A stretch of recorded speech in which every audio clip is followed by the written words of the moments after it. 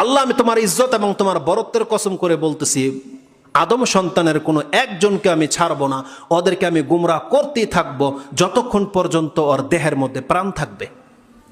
মুসনাদে আহমদে হাদিসটি 11,244 রয়েছে, আবি আলাতে 1273 রয়েছে, এবং লিত্তাবারানির একটা কিতাব রয়েছে দোয়া, এই দোয়ার কিতাবে তিনি 1779 এনেছেন। সাহিহ আল জামের মধ্যে 1650 রয়েছে, এবং সাহিহ আল সিলসিলাতুল আহাদিস সাহিহার মধ্যে 104 নাসিরুদ্দিন আলবানী এই সনদটাকে হাসান বলেছে। বিদায় আমি আপনার কাছে হাদিসটাকে কোট করছি। হাদিসটা বয়ান করেছেন আবি সাঈদ খুদরি রাদিয়াল্লাহু তাআলা। তিনি বলছেন, সামিয়াতু রাসূলুল্লাহ সাল্লাল্লাহু আলাইহি ওয়াসাল্লাম ইয়াকুলু ইন্না ইবলিসা, ইবলিস বলে, ইন্না ইবলিসা ক্বালা লি রাব্বিহি, ইবলিস তার রবের কাছে চ্যালেঞ্জ করে বলেছিল, অবি ইজ্জাতিকা ওয়া জালালিকা, আল্লাহ তোমার ইজ্জত এবং তোমার মর্যাদার কসম করে বলছি, লা উগুই বনি আদম মা দামাতিল আরওয়াহু ফীহিম, আল্লাহ আমি তোমার ইজ্জত এবং তোমার বরত্বের কসম করে বলতেছি, আদম সন্তানের কোনো একজনকে আমি ছাড়বো না, ওদেরকে আমি গুমরাহ করতেই থাকবো যতক্ষণ পর্যন্ত ওর দেহের মধ্যে প্রাণ থাকবে। তার মানে আপনার প্রাণ বের হয়ে যাওয়া আগ পর্যন্ত শয়তান আপনাকে গুমরাহ করার চেষ্টা করে। এই হাদিসে কি বলা হয়েছে? হাত্তা আরওয়াহু ফীহিম, যতক্ষণ পর্যন্ত তার বডির মধ্যে রুহু থাকবে, আল্লাহ আমি কসম করে বলছি, আমি আদম সন্তানকে গুমরাহ করার চেষ্টা করেই যাব।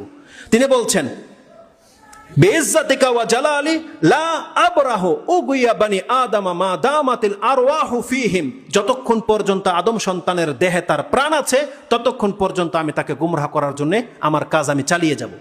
এটা শয়তানের পক্ষ থেকে চ্যালেঞ্জ, যেই হাদিস থেকে প্রমাণ হয় শয়তান আপনার মৃত্যু মুহূর্ত পর্যন্ত আপনাকে গুমরাহ করার জন্য প্রচেষ্টা করতে থাকে।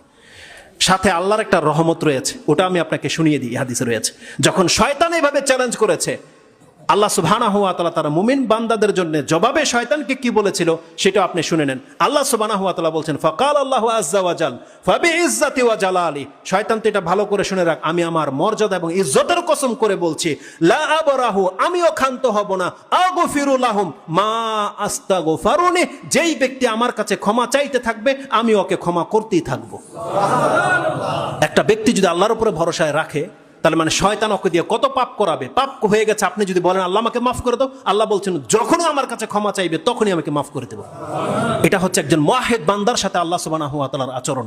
আল্লাহ বলছেন তুই কত পাপ করাবি তাকে দিয়ে, কি গুমরাহ করবি তুই, যদি ও আমার কাছে ক্ষমা চায়। এখানে শর্ত হচ্ছে মা আস্তাগফারুনি, যখনই ও আমাকে ক্ষমা চাইবে আমি তখনই ওকে ক্ষমা করে দেব। আর আল্লাহ বলছে এটা আমি ক্ষান্ত হব না, মা আবরাহু, আমি ক্ষান্ত হব না, যে কোনো একটা সময় এটা হবে যে ও তো বারবার পাপ করে থাকবে আর মাফ করবো না। আল্লাহ বলছে এমনটা হবে না, ও যতবার পাপ করবে, যতবার বলবে আল্লাহ আমাকে ক্ষমা করে দাও, আল্লাহ বলছে আমি তখনই তাকে ক্ষমা করে দেবো।